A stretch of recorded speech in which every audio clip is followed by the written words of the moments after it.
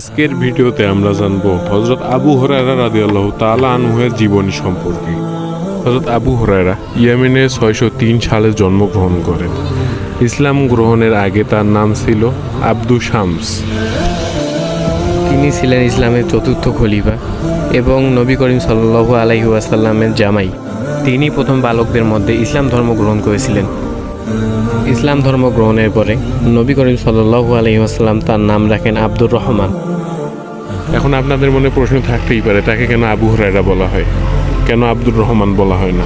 তাহলে চলুন জানা যাক কেন তাকে বলা হয় আবু হুরায়রা। একদিন তিনি জামার হাতার নিচে একটি বিড়াল ছানা নিয়ে রাসূলুল্লাহর দরবারে উপস্থিত হন। এমন সময় বিড়াল ছানাটি হঠাৎ করে তার জামার হাতার নিচ থেকে বেরিয়ে আসে। তার এই অবস্থা দেখে রাসূলুল্লাহ সাল্লাল্লাহু আলাইহি ওয়াসাল্লাম রসিকতা করে তাকে বলে আবু হুরায়রা, অর্থাৎ বিড়ালের পিতা। রাসূলের মুখে এমন কথা শুনে নিজেকে গর্বিত মনে করেছিলেন আব্দুর রহমান। এরপরে তিনি এটাকেই নিজের নাম বানিয়ে নেন। এটাই ছিল মূলত আবু হুরায়রা নামকরণের কাহিনী। এরকম ভিডিও পেতে অবশ্যই চ্যানেলটি সাবস্ক্রাইব করবেন আর পাশে থাকা বেল বাটনটি অলে সেট করে দিতে ভুলবেন না।